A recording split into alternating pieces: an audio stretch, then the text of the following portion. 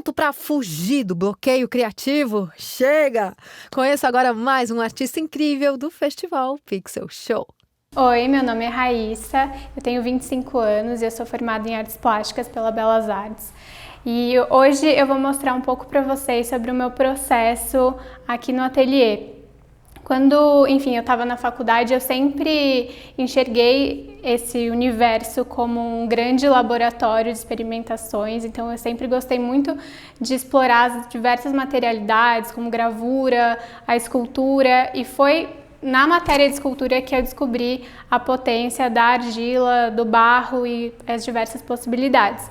Atualmente eu tenho um estúdio onde eu dou aulas de cerâmica e também produzo tanto o meu trabalho mais autoral, voltado para as esculturas, quanto peças mais utilitárias para o dia a dia, usando sempre técnicas clássicas, mas que permeiam no contemporâneo, de vasos, bowls, enfim, várias peças que estão nesse lugar do utilitário. E então hoje eu vou mostrar para vocês um pouco dos processos. A cerâmica, ela exige muita paciência, muita calma e também muita presença. Todos os processos eles têm que ser bem respeitados e feitos no passo a passo, porque se a gente pula alguma etapa ou deixa de fazer o processo certinho, as coisas não dão muito certo. Então, a primeira coisa que a gente faz quando a gente pega o barro é retirar as bolhas de ar.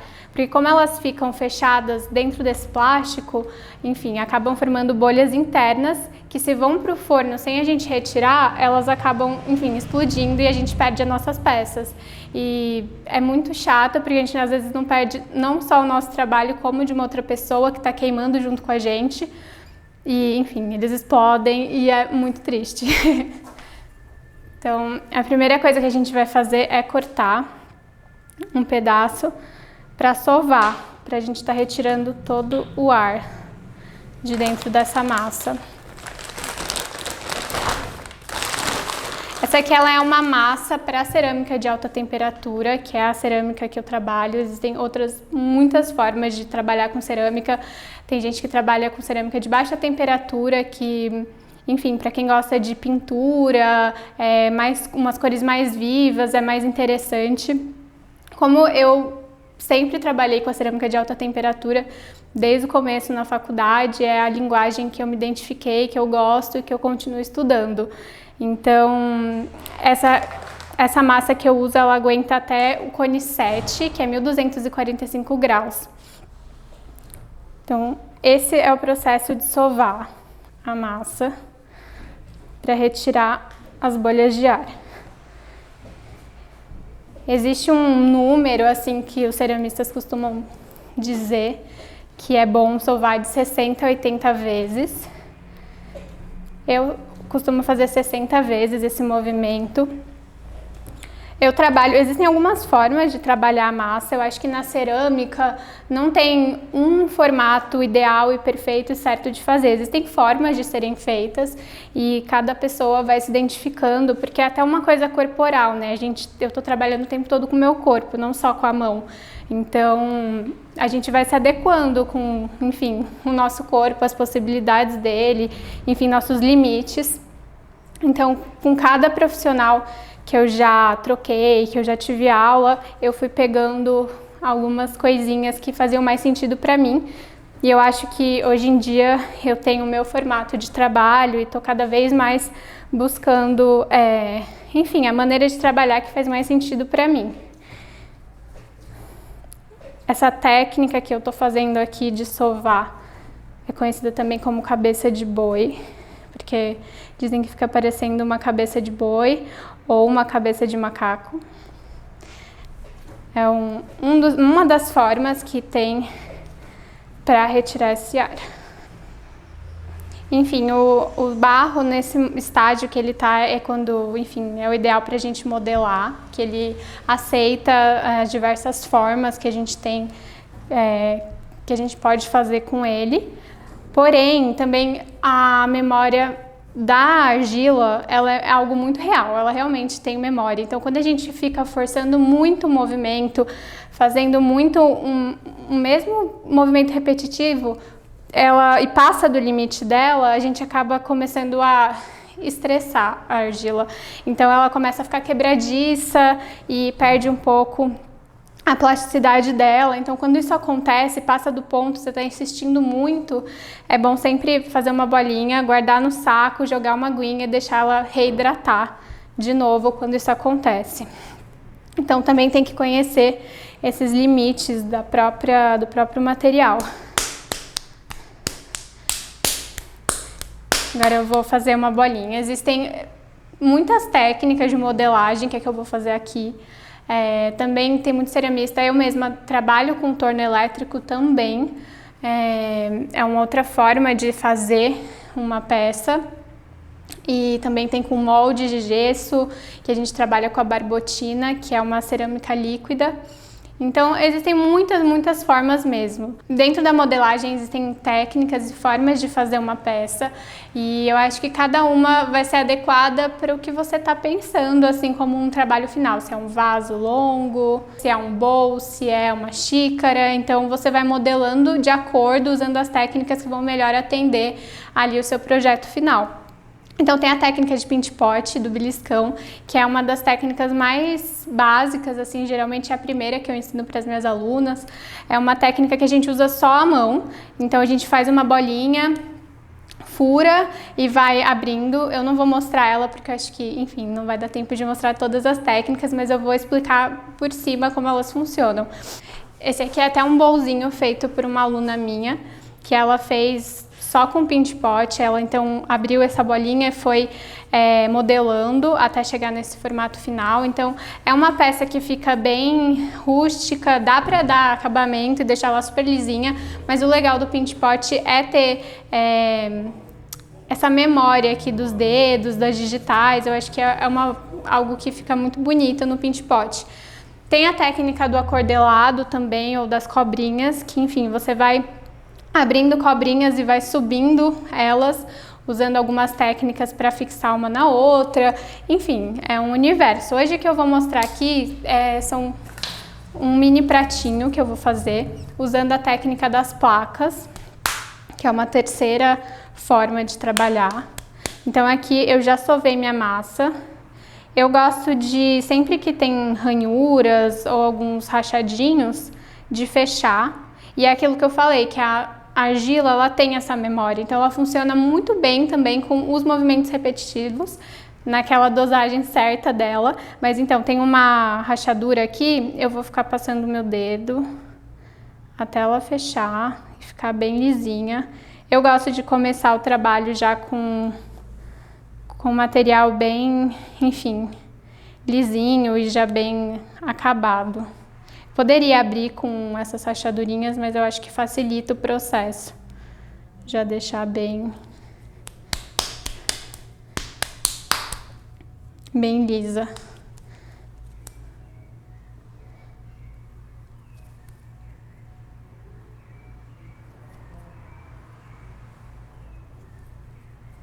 Então, beleza. As formas de abrir placa também dá pra gente abrir com uma plaqueira, que é uma mesa com um cilindro enorme no centro, que você escolhe a espessura que você vai querer da sua massa e você vai passar ela até chegar nessa espessura por esse cilindro. E aí ela vai abrindo na placa, né, que vai ser uma grande placa que a gente vai fazer. Aqui, no caso, eu não tenho uma plaqueira, então eu abro com um rolo de macarrão, usando as guias de madeira. As guias de madeira são literalmente guias para a gente abrir a placa, e elas têm essas espessuras, tem várias espessuras, tem mais grossas, mais finas. Eu estou usando uma de 5 milímetros aqui para abrir essa peça. Então eu coloco elas sempre paralelas, e aí eu vou abrir minha massa. Aqui, por exemplo, se eu quero um formato mais comprido, eu vou já deixar a massa num formato mais comprido para facilitar. Se eu quero ela mais redonda, que é o caso, porque eu vou fazer um pratinho, eu já deixo ela mais arredondada aqui para já ter um formato mais pré-estabelecido. Então, eu vou abrir aqui. O ideal é que a gente trabalhe com um pedaço de tecido.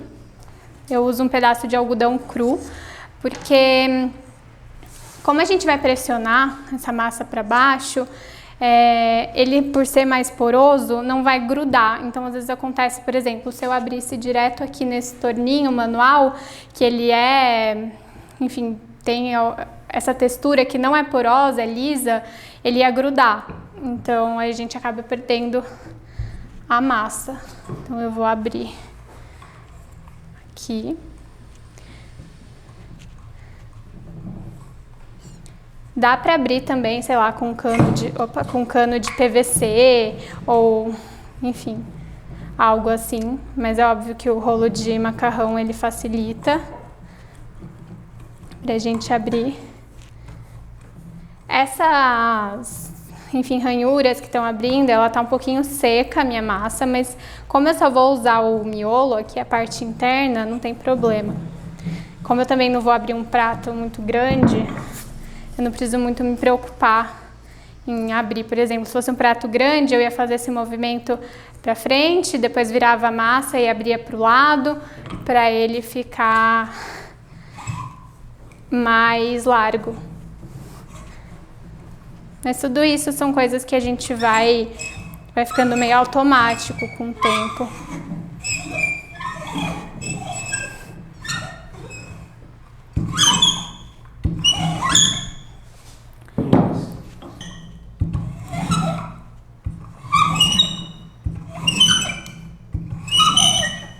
Então agora eu vou usar essa espátula de silicone para alisar a minha placa e deixá-la o mais bem acabada possível.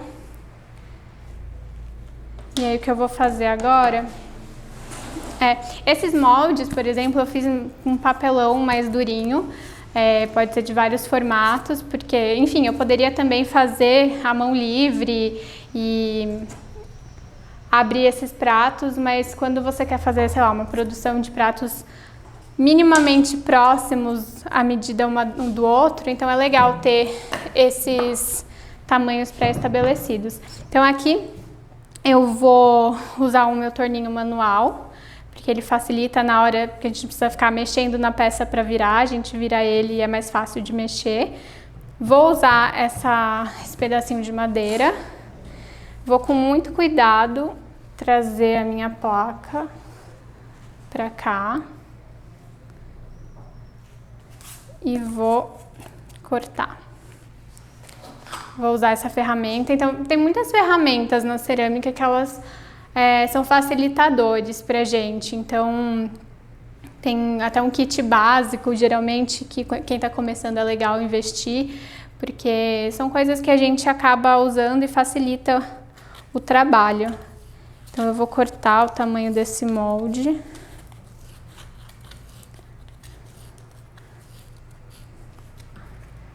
Aí, esse pedaço que eu não vou usar, eu amasso de novo e guardo no saco para não ressecar. Isso é uma coisa muito legal da cerâmica, enquanto a gente não queima o nosso trabalho, elas podem sempre serem recicladas. Então, por exemplo, eu deixei esse prato secando e ele rachou, por exemplo, ou não ficou no formato que eu queria. O que eu vou fazer é esperar secar 100%. E aí eu vou juntando num balde tudo que sobra, pedacinho, enfim, vou juntando, porque depois eu reciclo.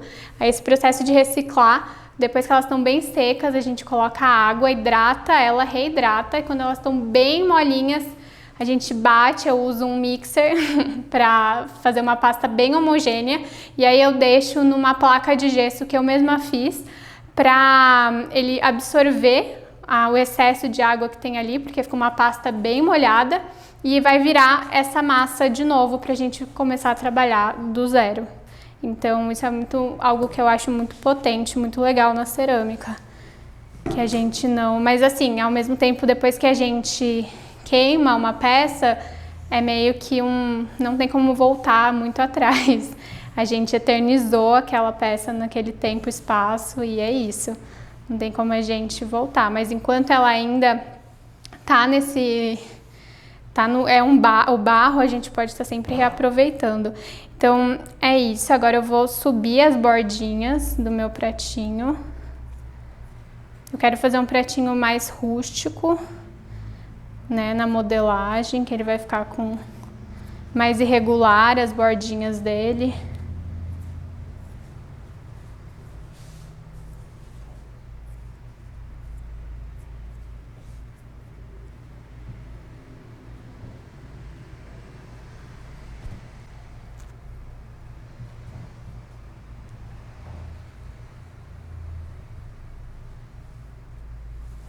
Então aqui eu tô usando também uma esponja para me auxiliar nesse processo aqui de dar a forma que eu quero do pratinho. E para dar acabamento também, ela é muito boa para dar acabamento.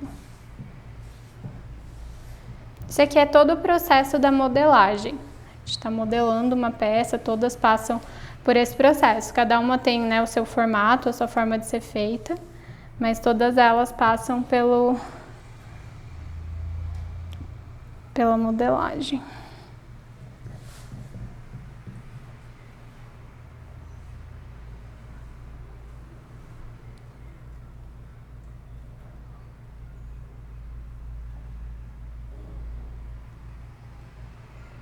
Eu poderia ficar aqui, assim, dando acabamento até ela ficar super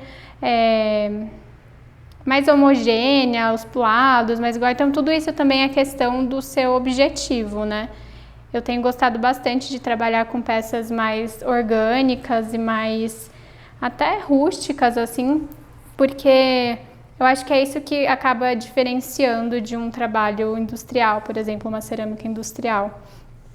É ter esse registro, né, com o nosso corpo aqui como um testemunho dessa peça, desse material e tudo mais.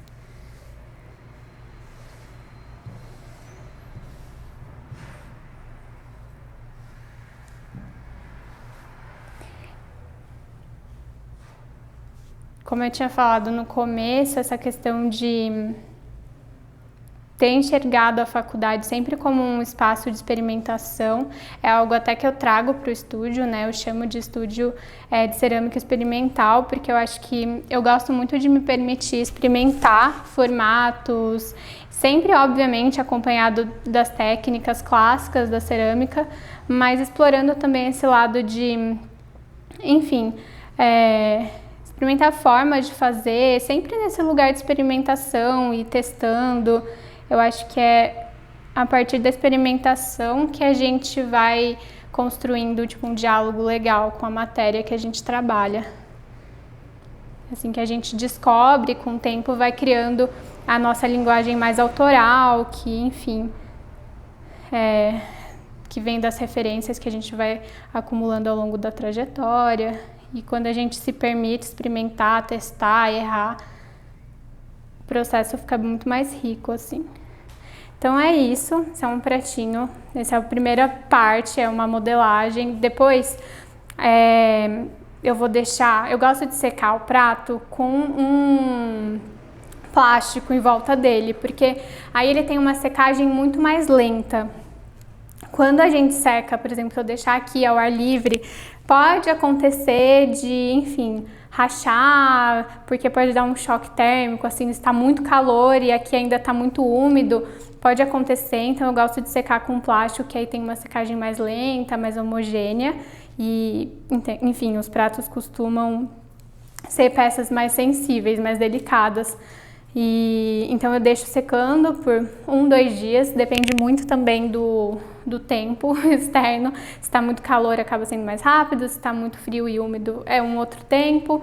Depende do tamanho também da peça, então peças muito grandes às vezes levam semanas, sabe, dias para elas secarem totalmente. Então tem isso também.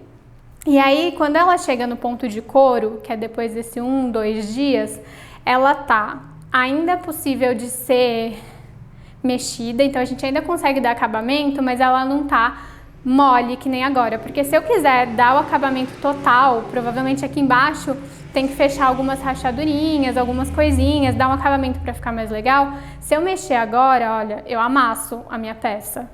Então, o ideal é que chegue nesse ponto de couro, que a gente chama, que a gente consegue, por exemplo, passar essa ferramenta, alisar, dar o acabamento e ela vai continuar ali no formato que a gente modelou. Então, e aí, depois que ele seca totalmente, ou quase totalmente, mas que quase toda a água foi absorvida, ele fica no ponto de osso, que aí a gente não consegue mais mexer. Se a gente for dar o acabamento, a gente vai quebrar a peça. Eu conheço gente que gosta de lixar já nesse ponto.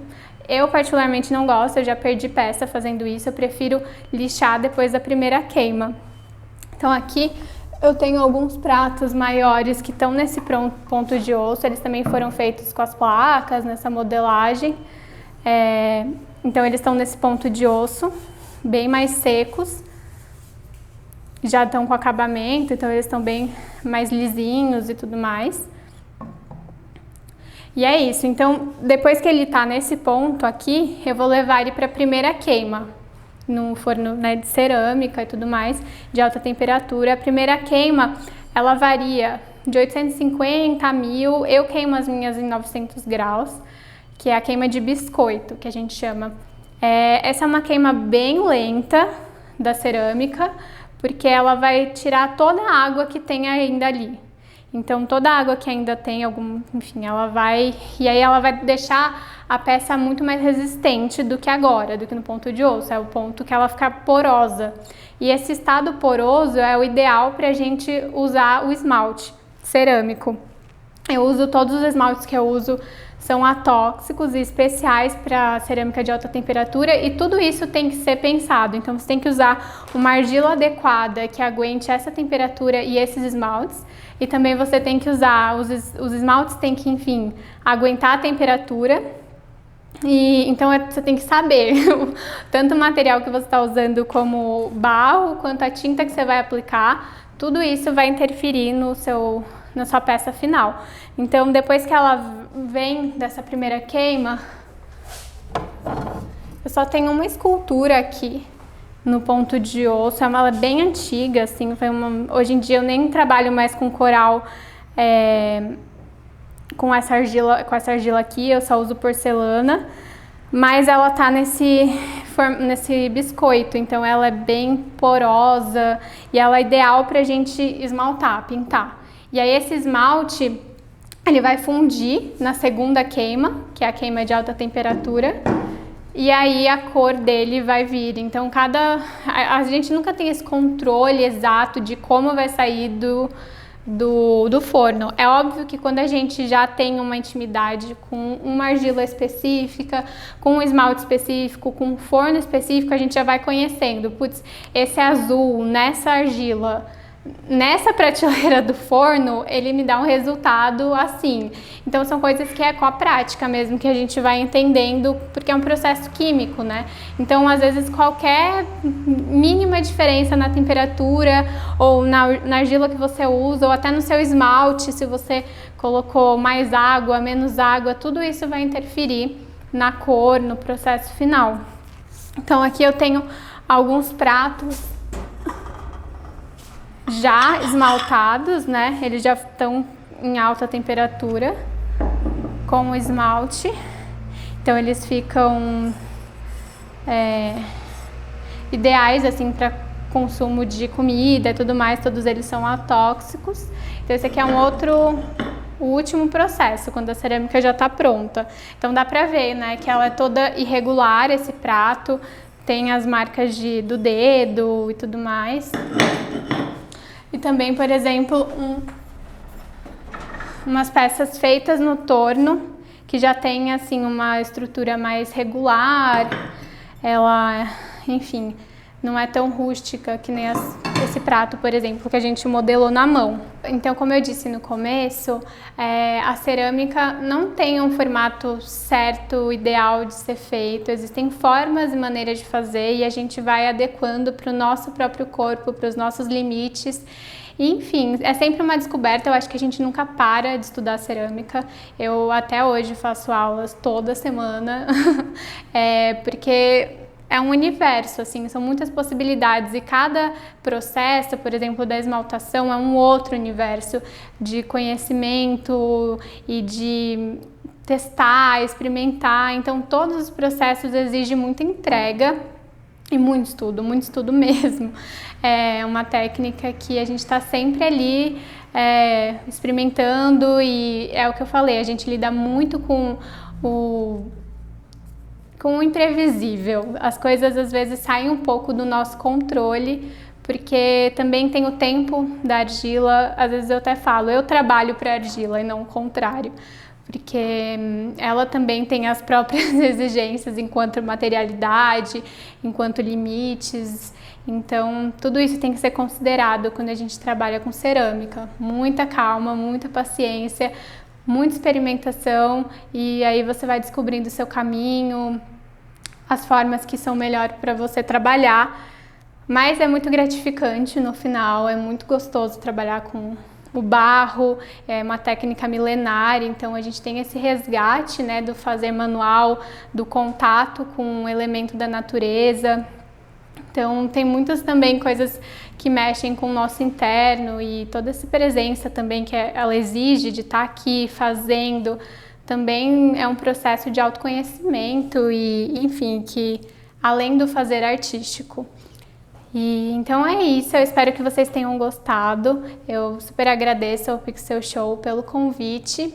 E, enfim, um dos objetivos do estúdio sempre foi trocar com vocês, então eu gosto muito de compartilhar os processos, quando as coisas não saem como esperado ou quando dão muito certo. Eu gosto sempre de mostrar o que eu tô fazendo, a minha rotina no ateliê, e, enfim, super convido vocês a conhecerem o Estúdio Ar, que é onde eu tô sempre partilhando os erros, os acertos e todas as experimentações possíveis com cerâmica. Então é isso, muito obrigada, espero que vocês tenham gostado.